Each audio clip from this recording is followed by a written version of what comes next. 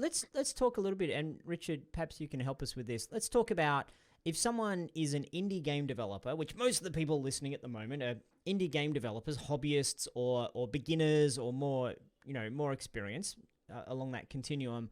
Um, what sorts of things can people go and earn money doing? Where should someone start if they're like, well, I know Unity a bit and I can program a bit and I can hook things up. What should I be? What sort of contract should I? What sort of freelance should I be even looking to do?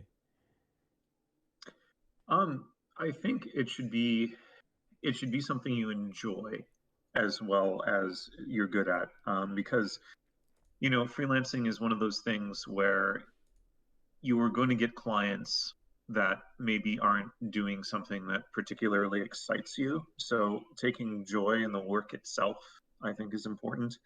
Um, Maybe Tim can advise better on the programming side because myself, I'm a writer. So I Mm. started with marketing and technical writing, and basically I knew that's what I was good at, reasonably, I guess. And I knew that was a service that I was confident selling, that I could look at something and say, okay, you want a 12-page manual on complaint handling. Um, I knew roughly how long that would take and how many revisions. Um, so I really think that it depends on what you're good at, where you want to start. Like pick something you enjoy. That's my long-winded, not too helpful way of saying pick something you enjoy first Yep. to get comfortable with the idea of freelancing and selling that skill. Yeah. The other thing on that too is sometimes there are the same skill sets that are a little more lucrative in different kind of markets too. So programming is a good example. So hiring a game dev programmer, one, they're a lot harder to find, but it's a lot harder to make money in game dev with programming than it is for like web design, for example. If you want to make webs and apps and software, you can probably get paid double, right? And the demand is just insane. It's all out there. But if you want to specifically program on games, it's a little more competitive to get in on that.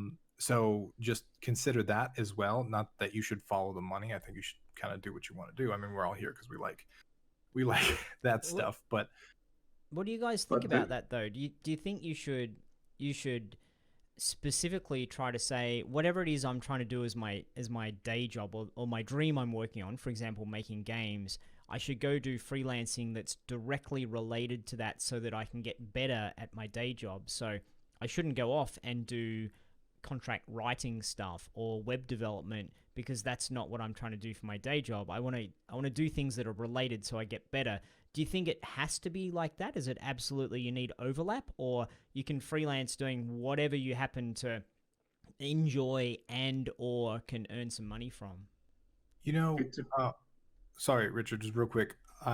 I actually started in web development and then I make web games now. I make HTML5 and JavaScript games. So even though web development seemed completely different than game development, it made me learn JavaScript, it made me learn jQuery, it made me learn HTML, it made me learn hex codes and color and CSS and all this stuff that I end up actually using in web game development for Construct 3 and stuff like that. So it was actually adjacent in a weird way. Mm-hmm. Yeah, and that's a great point, Tim. You can definitely build sort of networks of skills as you take on contracts. But I was gonna say it really depends on what your goal is, right? If your goal is to, let's use the example of a game dev. If your goal is to make more games and get better at game dev, then certainly, go out, pitch those gamification contracts. Um, Making simple games as marketing tools, stuff like that.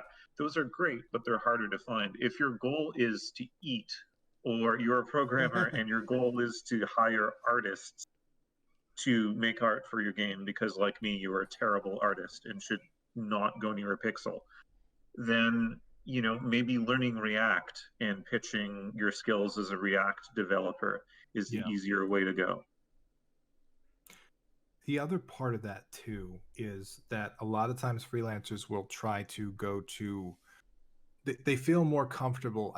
Hopefully, I can frame this correctly. They feel more comfortable if they're a programmer, for example, trying to talk to other programmers that need to outsource their work, because programmers understand programming and so on and so forth, so they can properly spec what you built them. And this is where my marketing is going to show a little bit. But one of the things that I've found is that going directly to the businesses that need those services is often a lot more lucrative, especially for programming, because oftentimes if you're going to sell a programmer, and this is kind of the conversation we had, hourly versus fixed, is like, if Rick is a programmer and I'm a programmer, and Rick has a very, very solid understanding of what exactly needs to be done, and it needs this little part A, B, and C, and we need that done, and it would take me about 4 hours. So, we have a budget of 4 hours, and boom, that's the job.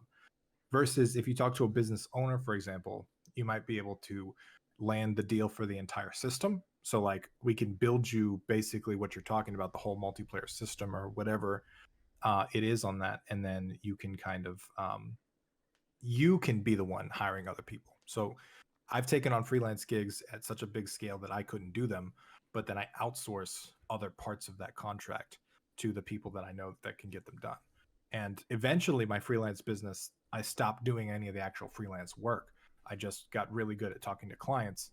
And because of that, I was able to get these contracts, and then I would just outsource the work for the different contracts and stuff like that. So that's definitely something to pay attention to as well. Yeah, and it certainly does, like, talking to other freelancers and making a network, like forming a network, does help, because to this day, like, I know other freelancers who will be like, oh, I just got this client I can't possibly take on, are you interested, or do you know anyone?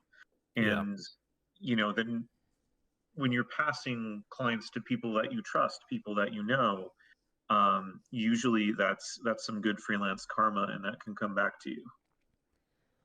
That's another really good point, Richard. So not only is there like, passing people in your network, like if you're a 3D artist and you get somebody that really wants 2D sprites, like, you're not the best person to do that. And you could kind of learn 2D sprites because you need the money and all that stuff, or you could just pass it on to your friend that does 2D sprites, because then they're likely to pass a 3D gig back to you, and so on and so forth. But the other part of that too is kind of building up friends and people in adjacent fields. So another example from my my marketing company is I had a friend that was a sales consultant, and he would come in and he would build sales teams. And so he would do consulting for like biz dev, and then he would also build sales teams and stuff. And he was fantastic at it. But he also would talk to all of these business owners that thought they needed sales, but they actually needed marketing, or vice versa, right? And so he would send me a ton of clients. Like at one point, like a big chunk of my business was just people he would send me. And then I would get marketing clients, and I'm like, okay, well, we've done everything we can do with the website and all that. Now you need the sales team to really get on this. And I would pass them to him. And our friendship was very lucrative. And he was one of those like 80-20 people where like 80% of my stuff came from him. And it just, he was one of those dudes that I just met randomly. So it really helps to, I know no one likes networking, but yeah, it's important. There's also, I mean, for me, I'm hyper focused on helping beginners get their first break, to get their foot in the door, because I personally think that's the most difficult part of any journey, is how do you go from zero to something? It's really, really difficult. You don't know what you're doing. You don't have the contacts. You don't have the experience or the portfolio or the resume, etc. So I think, and we've been talking about that. That's the tricky part. When you get into that more intermediate, you've done some jobs, you understand your pricing model, you know what people are willing to pay. Yeah. I think it evolves, and the skill set evolves as well. It's like anything we do in life. It's like playing a game where you're learning through the tutorial level, like how do these controls work and what does that do? And then you've played the game a few times. Now you're trying to min-max, you're trying to strategize, trying to optimize, and win the game in a different way.